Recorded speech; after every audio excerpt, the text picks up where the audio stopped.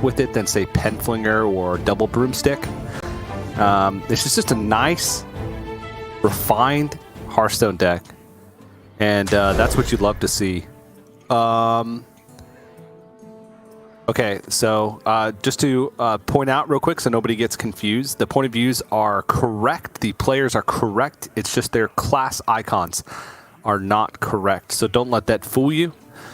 Just watch the game and don't look to the far left of your screen. I know you just did it because I pointed it out, but don't do it anymore. Yeah, you are now manually breathing, unlucky. So, Hacker with the pretty grim looking hand and Felkin with a lovely looking curve. This one, if Hacker doesn't pick up any of his removal, could just be really fast. What's sharper? Your wits or your enchanting? Oh, yeah, we're going to get this all game from both of them. I just realised.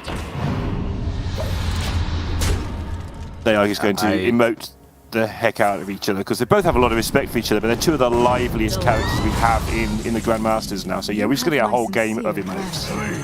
Yeah, this is actually a pretty cool matchup because both these players, like you said, very expressive within Grandmasters. And also always like just right on the edge of like massive success, right? That's honestly what it feels like. Like they have the tools to be able to get there. They just haven't quite gotten there yet. No, absolutely. I mean, Felkin did win Masters Tour Seoul, but even by his own admission, that was the kind of the bad one. I mean, you know, not discrediting someone for winning a 300-player event, but that was the Pocket Galaxy event. So he said he'd do a lot of galaxies, which is fair enough, but he knew what to do with them when he drew them. And Hacker, I think one of his biggest moments was being 9-0 at a DreamHack, but then falling victim to the curse. Curse. Yep. Both players kind of just going through the motions at the moment. Really, the tough turns come sort of in this mid-game where you actually have a lot more decisions to make, and there's actually board versus board. Right now, Felkin is picking up some burn, which is essentially how you win in this matchup. Oh, wow. But board is pretty is empty at the moment, except for a dormant minion, so can't quite get this Greybow stuff. It looks like he's going to go coin. Wait. Oh, he's speed up a bit just to get this out. Yeah, you got to get his Greybow now before something else happens. They're not even giving me time to think, man. I know, I'm just talking nonsense because you're trying to actually consider the plays in an accurate and useful fashion, and there's no time for that. We just got to talk, you know, just talk. Just talk, say things. Yeah, he's given up. That's it, 1-0 language hacker. Don't know what happened, but it's all over, and it's 1-0. And God, TJ, what the heck just happened? What's just going on? He just decided to try and kill the Greybow, and he failed to kill it. Although I think he still had 2 mana to hero power trade into it, and he just didn't want to play the Hearthstone anymore. Okay, well, nice. I'm interested. So I mean, like he's lost interest in the tournament because he lives by the philosophy. Sometimes you just get got, and that game he got a whole lot of got by that mage. So yes, it can be difficult to beat mages with an Encounter's Full Start, but it's not impossible. They can brick on card draw sometimes, but you know. I will say it's a long tournament, right? It's a very long tournament.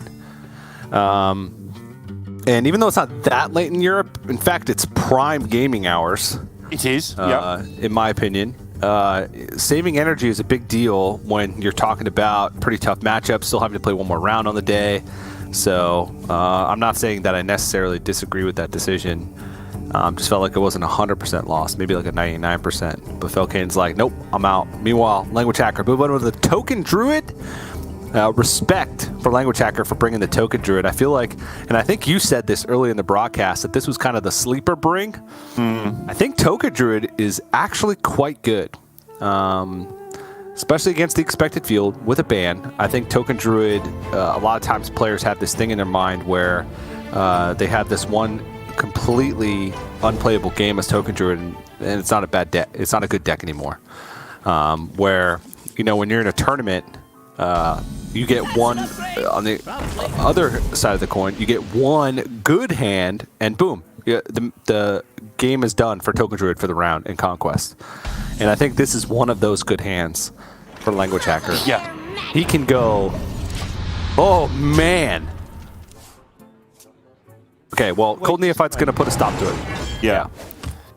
Yeah. I think the other reason that the really top players are put off Token Druid to some extent is they feel that they don't have the chance to outplay their opponent. I mean, but I think you've said this before on Americas. It doesn't matter if you beat them; who cares how it happens? But there is this feeling of the skill ceiling on Token Druid is quite low. That's the feeling. I'm not saying that's actually true.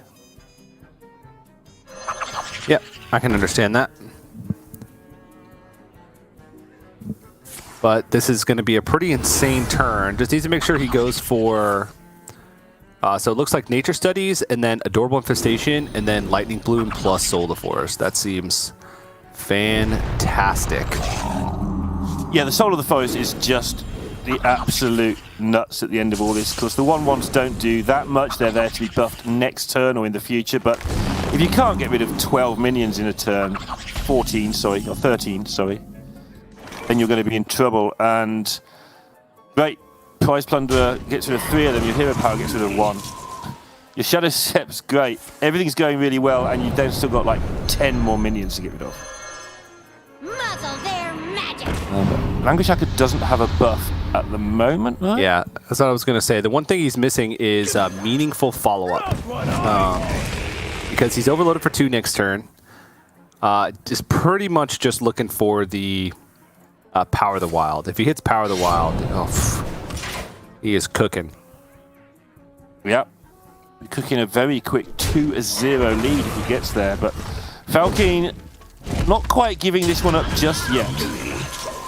Of course, he has actually swung the board into his advantage. Why would he give it up? Or at least to a sort of level state.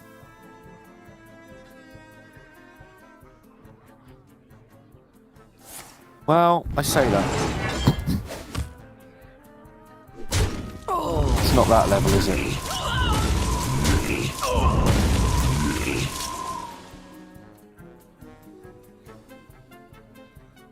Nothing a secret passage wouldn't sort out.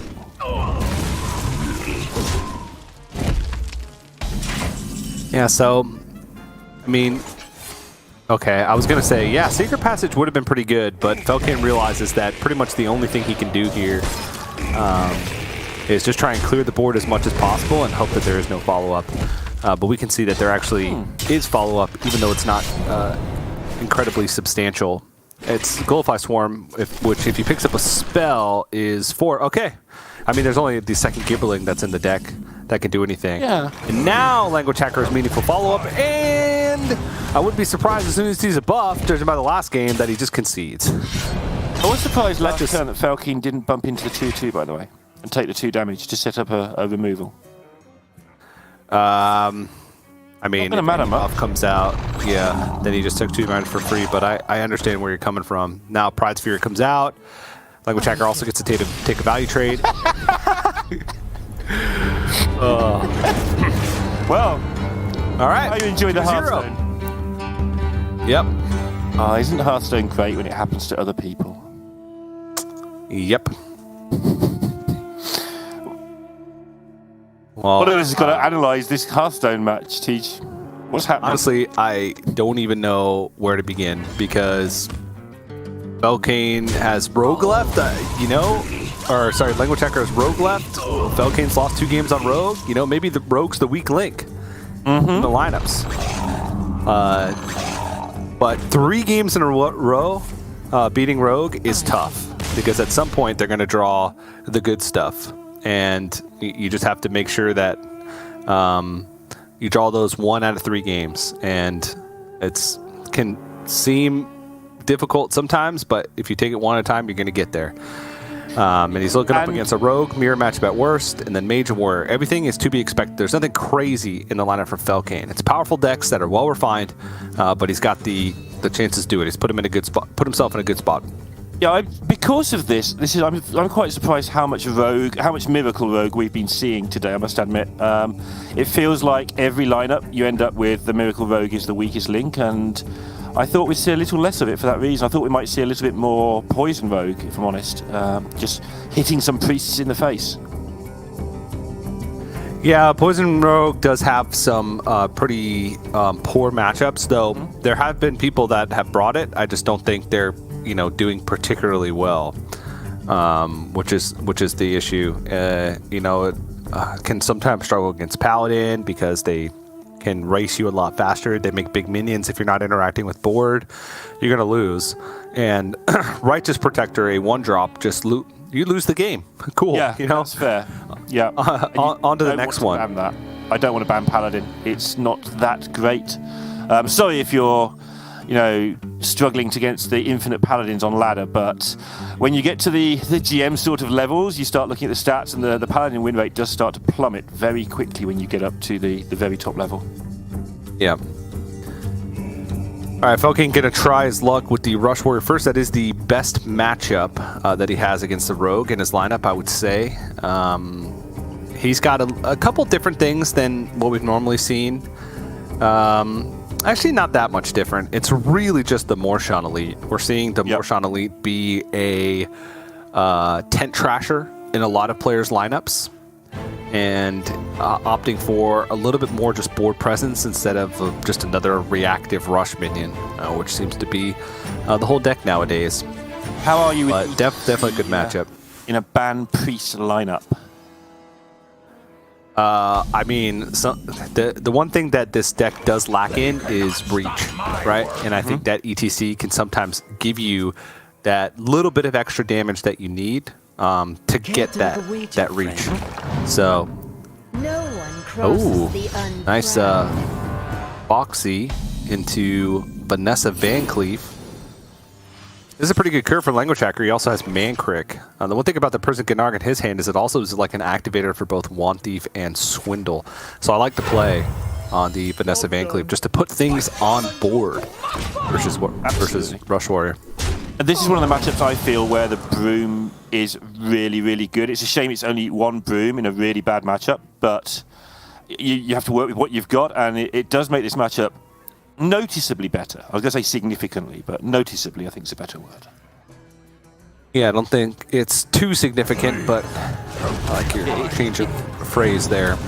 Gives you that one turn where you can actually have a good turn against the warrior, and a lot of the time you can't even have that without the Broom. Well, sometimes one turn's enough, but yeah, you're still up against it. Yeah.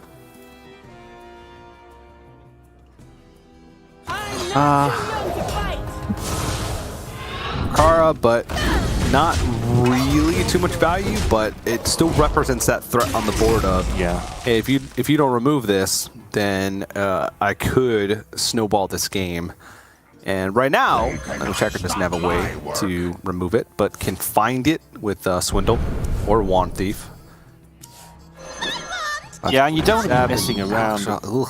That's kind of the problem with this deck. You have to remove everything they play.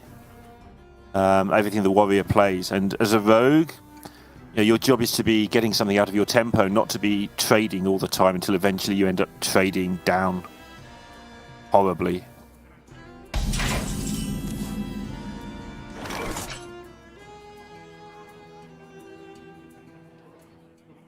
Board well and truly captured now for Felkin, though. That last turn from Hacker was just a bit of a whiff.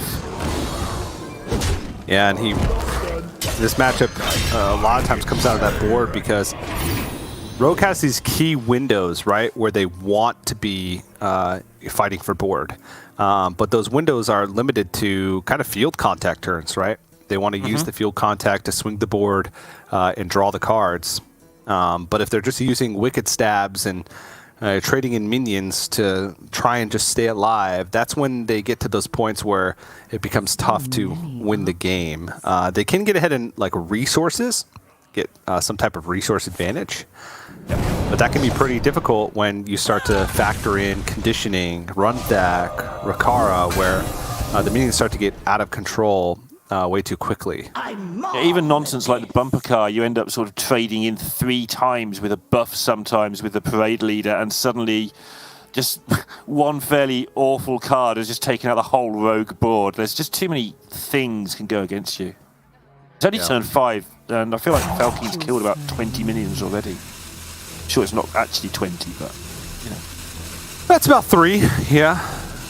Roughly Same 20, sort of thing. you know. Close enough. Come, friend. While we're waiting for the next turn or two, I'm just going to quickly go through some of the 4 and O's of note. The non-Grandmasters mostly. Gabby Blythe is 4 and 0 again. He's obviously notable. Kayle's Luna, the America's point leader, equal in Banterface, is also 4 and 0. So potentially a new GM in the making there. Be another tournament before we know for sure. Give Please 4 and 0. And Lee from China is also 4 and 0. So a good selection of players up there doing really well. Yeah. I'm looking for a few good mercy. Big names there, at least in regards to Masters Tours. Language Hacker finds some good stuff from the Secret Passage here. Gets to make a Golem, which can be a great way to fight back on tempo. Gets to rip a Brain Freeze from the deck as well, so at least for the time being. Language Hacker does have board, and Felkane's hand is not super good. The Stage Dive can obviously help, but double Troublemaker in hand now is kind of rough. Oh, bumper car! Oh, that's what he needed, although he can't bump the car because of the gain on the health, but even so, it's still pretty good. And yeah, I think the original version of this that No Hands put together only had 1 Troublemaker for this reason. But you soon get to the conclusion that actually I just want one. So if I sometimes have to draw a second one unlucky, I'll take that chance.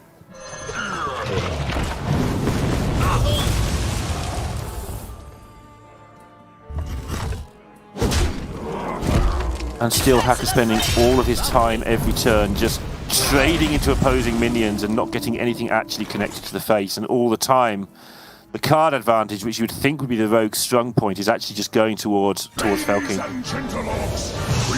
Especially with the Ringmaster Wadley picked up. That's going to put Falcane quite a bit ahead in the resource count. Now with a full hand, this would be the perfect time for a conditioning. Does not have it, but I don't think Felkane's too worried. He's got board, and next turn he does have a Troublemaker loaded up. Oh, Jandis. Trouble coming. Oh, dear. Well, Egwin is not terrible. In Rogue, it's actually quite good because you have a lot of cheap minions that you can keep cycling through with spell damage. And your removal more powerful, your burst. All right.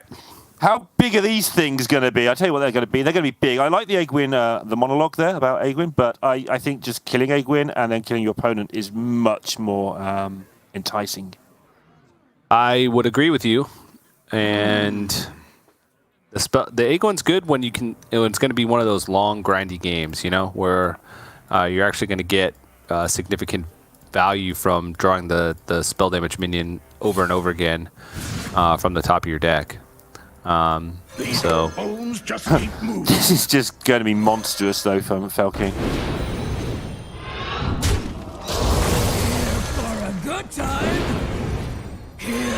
And after another turn, once again, you can just see the hand size differences. More stuff on board from Falcon, less stuff in hand from Language Hacker. And the end is very, very near, you would think here, unless Hacker can set up some craziness from this next turn.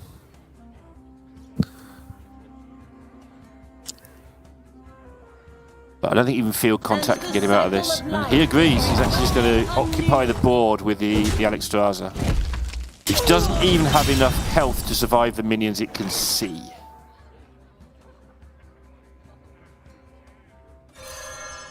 Falcane can just do it right back. Mine's 10-10. It's bigger than yours. Yep. It's quiet.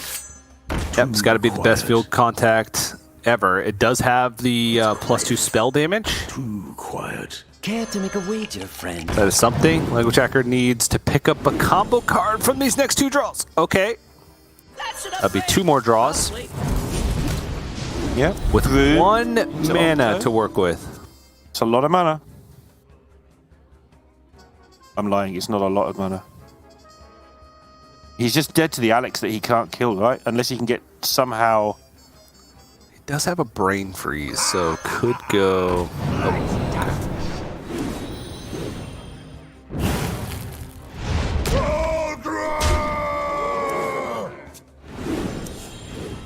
Okay. Oh! This Plunderer might be close to doing 10. Choose soon.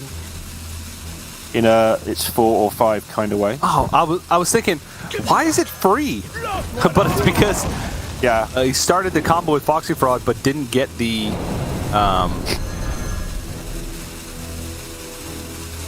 didn't get a combo card right off the bat.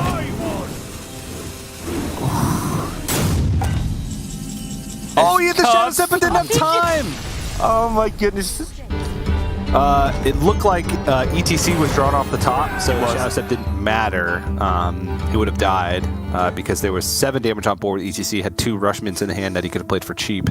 So, wouldn't have mattered at the end of the day, but a good, valiant effort from Language Hacker there to try and pull himself back from a very rough situation against, honestly, a pretty tough matchup. It wasn't this crazy good start from Falcon either. It was just standard Rush Warrior things. And when you start having to throw Wicked Stabs and not really getting much development, not having the great opening hand for Rogue against Rush Warrior, you're just going to get pushed out of the game exactly how he did in that instance. So sometimes it just happens. I feel like both decks are kind of doing the same thing in terms of the board, but having Rush just means you get all the best trades all the way through the game. So the Rogue really needs to have a super draw to have a chance. I think it's a really one-sided matchup. Yep. But Language Hacker still up 2-1, has at worst a Rogue Mirror matchup. Rogue and Mage left for Falcane here, so still liking Language Hacker's chances. Like the way he's built his list, but Falcane going to move to the Mage, and this is a pretty lean list. 1 Shooting Star, which we've seen quite a bit with the expectation that the lineups you're going to face or at least lose to, or have the biggest potential to lose to with Mage in your lineup, is aggressive lineups. And so Shooting Star helps a little bit in there. And then No Secrets, Double Combustion with the double ring toss. A lot of two-ups, which is what I like to see. Just getting that consistency. Yeah, I can't argue with that. It looks good to me. I mentioned earlier the Shooting Star acts to some degree like a third evolving. Miss Ours and Gia told me I was very wrong, and I understand why she means that. But what I mean is you can get rid of very early problems very easily with those 3 cards. Yeah. Like you say, you're banning Priest, you know you're banning Priest because you've got a lineup of decks, not just one deck, and yeah, you can cut a lot of the value from the deck. It just goes all out, don't die for 3 turns, then just blast everything at their face and end the game. Which is what I expect will probably happen here. But Rogue is okay against Mage. It can establish enough repeated boards to give itself a fighting chance. Alright, well, we'll get into it. Double Refreshing Spring Water for Falcane, but no Incanters flow just yet. Like doesn't have a crazy fast start as well, so gonna see just some setup turns here at the beginning.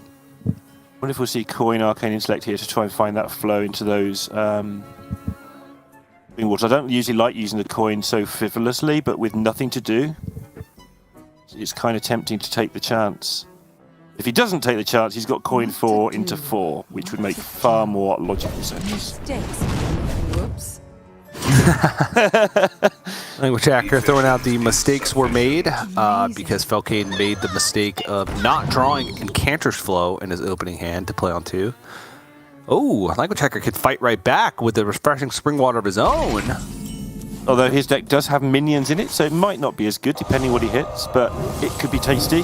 Missiles are good for getting the Octobot out of the way.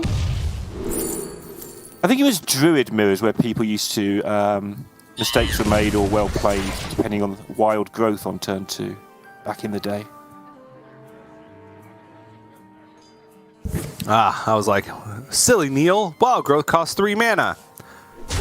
Yeah, I had to clarify how long ago that was, because, back when I was a lad, we wild growth for 2. Yeah. Freezing cold and pouring rain uphill. Both ways. Both ways. Still no flow, but lots of cards to try and find it. I intend to destroy. Still didn't hit it. Gets to play a 4/4 for his troubles, but now Language Hacker gets to pretty much draw the deck. This is a lot of stuff able to be played here. Even has the Shadow Step if he wants to continue this. Shadow Step on the Foxy Fraud. Foxy Fraud again. Doesn't pick up Swindle. Can go Wand Thief. Can still keep cycling. Hand space doesn't seem like it'll be an issue. Nope, we'll draw a card from this and add a card to the hand. Whoa! Mask of Cthulhu. He's playing the same cards as Felkin, but like more efficiently and on curve better. That's honestly what it seems like. Who's the mage now? Felkin's got too much card draw. Yeah, I didn't think we'd hear that phrase today in a mage deck. But yeah, it turns out that when you miss Incanter's Flow, then actually this deck is merely okay. What to do? Fireballing 3/2 doesn't seem great. 10 cards in hand could go Brain Freeze and Arcane Intellect and just accept a burned card next turn. It does kind of the same thing as Fireball, except you get closer to that Incanter's Flow or Combustion, whatever you want. So it looks like he's just going to try and be more mana efficient here. Just go for the Fireball. That's a big deal. I find that, one Fireball is a lot of damage later on. Amazing. Oh! Incredible. It's so good. It's 6 damage. Oh my. And that's often found by mage as well. Far more often, it seems, with the mage that it's relevant because they're looking for that direct damage. Whose is better? You win. Yeah. I felt Attack good is enough. way better. I mean, look at that hand. It's too expensive. He doesn't have time to wait and Flame Strike an entire turn.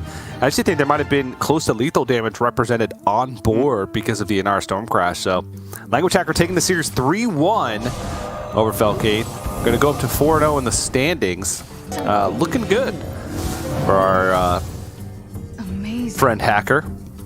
Absolutely, yeah. He 4-0 and America's region player. You said you prophesized as America's region we're going to take down this Masters tournament. So now Language Hacker has discovered that Warlock isn't very good. Do you think he could be the one? The chosen one? It's certainly possible. I was hoping not for a choosing non-GM. Yeah.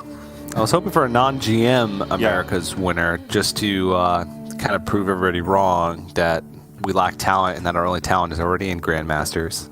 That's Kayles Luna then. That's your man at the moment. Kayles Luna, 2 tournaments in a row. Top 16 last time, 4-0 this time.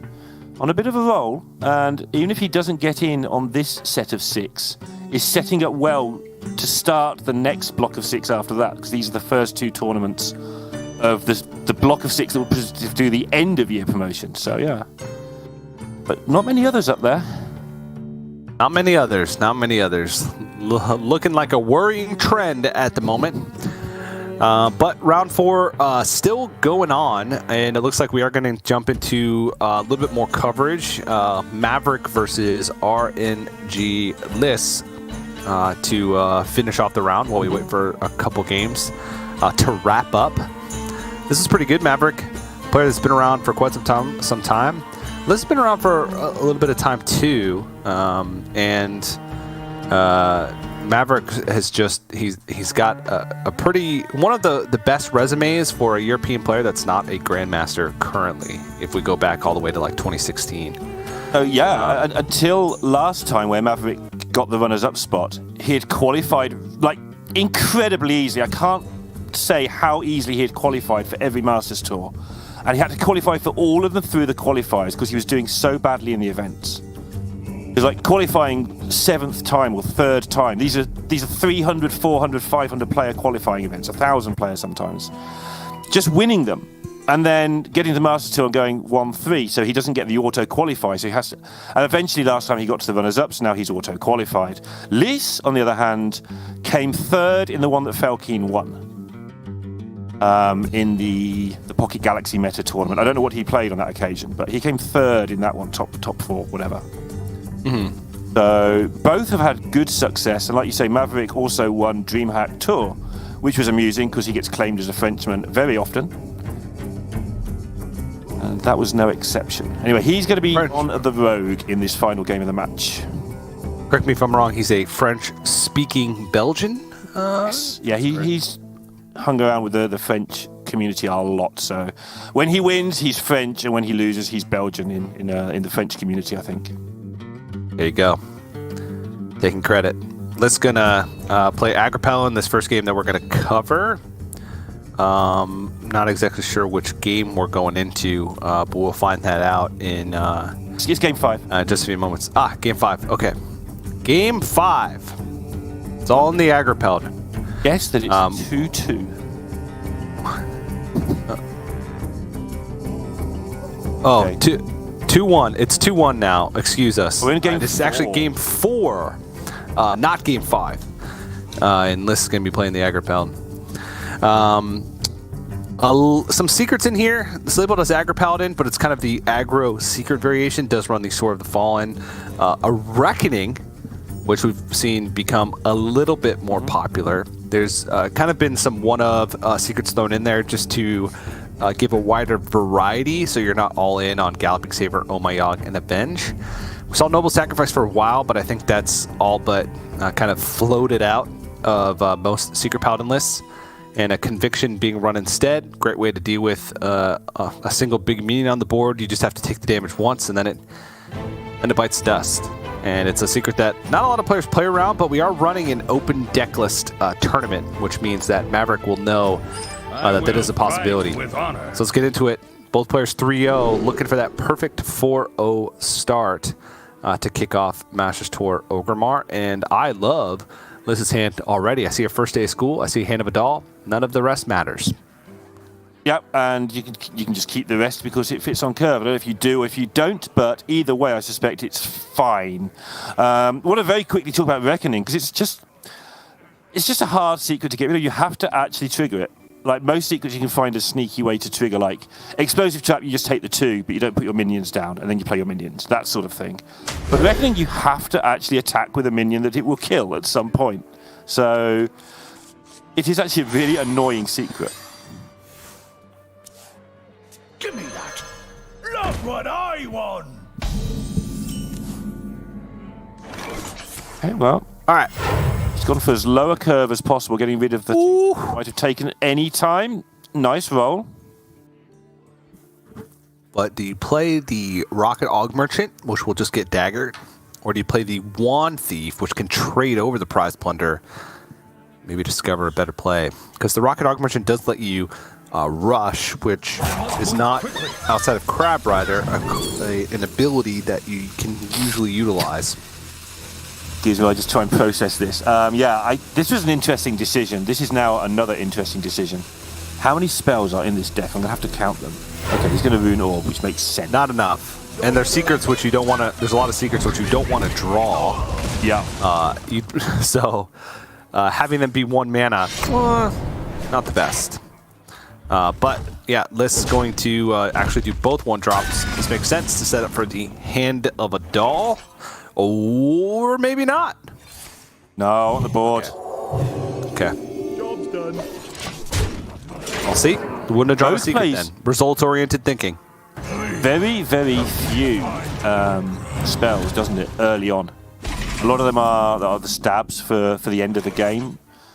Coin, Secret Passage. And there's not many others after that. So getting an early Yogg is definitely not that good, but the other stuff's pretty handy. Yeah. Let's just kind of put maximum power on board each turn. Kind of letting the Sword of the Fallen fall by the wayside, which I'm not going to say I disagree with.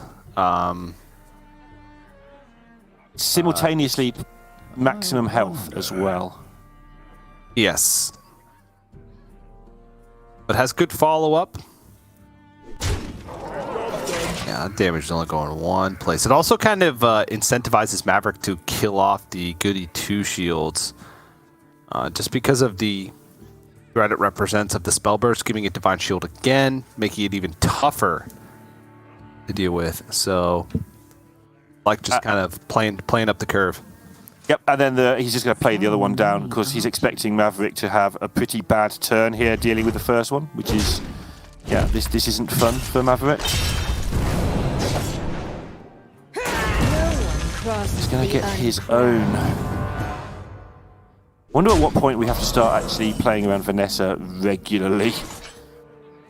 As in when it becomes muscle memory. Yeah.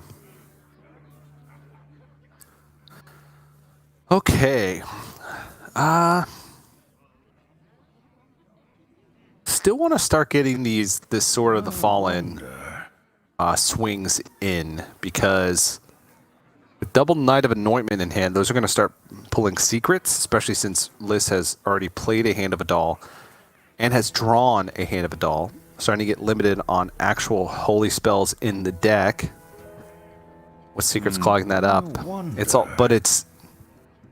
tough to kind of fit this in unless he wants to give up something. If he Hand of Adals, this Want Thief goes up to a 5/6, takes 3. Wow. Okay.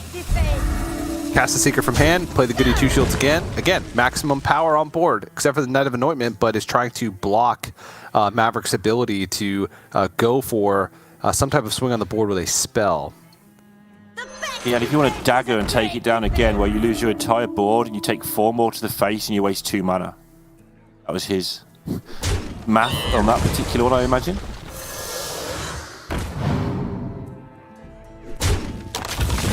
I've seen this. That was Avenged. This would have been so sick. Oh! Hoping for no backstab. Oh! I believe there's 12 zero costs in the game, and 2 of them make your mana bigger when you coin into them.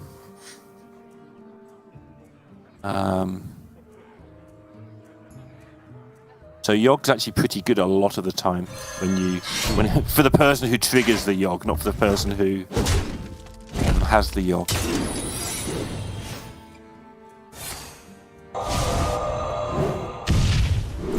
Maverick, suddenly after all these exchanges, just the value of those 2 Goody 2 shields has eroded his hand to the point where he's now in that can I find a secret passage mode, or pretty much. Yeah, that or Jandis would be fantastic pickups off the top. Want Thief is not bad. It's something. He can find some card draw, maybe Arcane Intellect. There you go. Start getting this hand size up there. That is 3 cards played this turn. There is 1 Galloping Savior in the deck, but was it the one pulled? No. So it looks like it is Avenge. Yeah, as the Reckoning has just turned up. Tough turn because of the Neophyte here.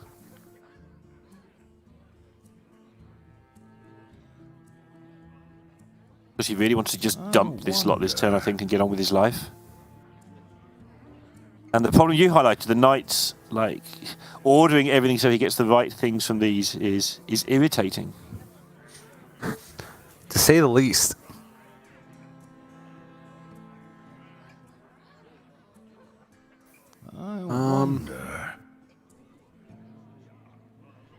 The Rush can just go into the Cold Neophyte, and that's out of the way.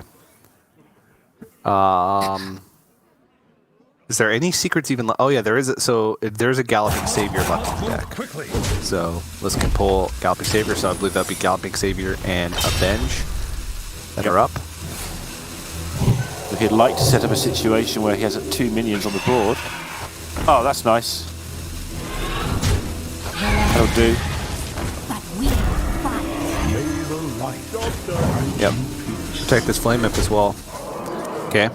Blessing of Authority. May have actually held off on the Righteous Protector if he had seen Blessing of Authority first and gone with the second Knight of Anointment. But I think List really wanted to protect this Flame Imp, try and get some damage in the event of like Rain Freeze. That is a great Secret Passage, by the way. Care to make a wager, friend? It's what he needed.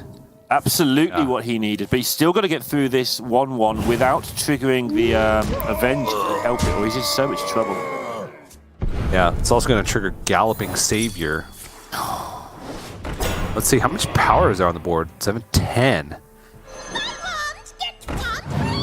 Combustion. Combustion just doesn't quite get there. Yeah, it's just one short, no spell damage available, so he's going to find something else. Flurry, maybe? Nova? Try and block some of this damage. Not Nova. Oh, my brain has seized up. Cone of Cold is what I was trying to say. Yeah, Cone of Cold would be have been quite good as well. To set up. I'll have to settle with a Snap Freeze, which will buy him some time. Again, his hand on the other side is not particularly good, and doesn't get the Guardian Augmentation off, but I don't think that's that big of a deal. I don't think the Divine Shield really means much. It's the 2-1 that I'd be concerned about. We'll be able to start the field contact next turn. How would you like a 9-11 Wind Fury Fish?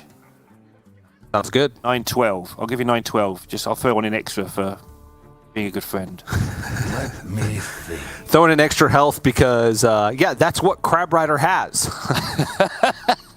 Hey, I don't sell used cars for nothing, you know.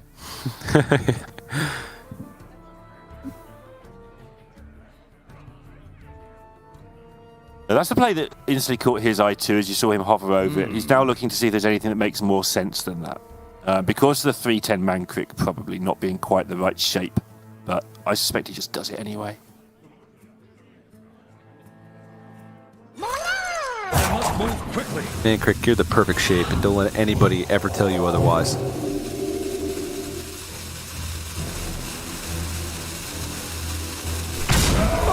Just take the trade and get the 1-1-2. Yeah, just take the power off the board. Yep, he's still got the Avenge up, right, I think.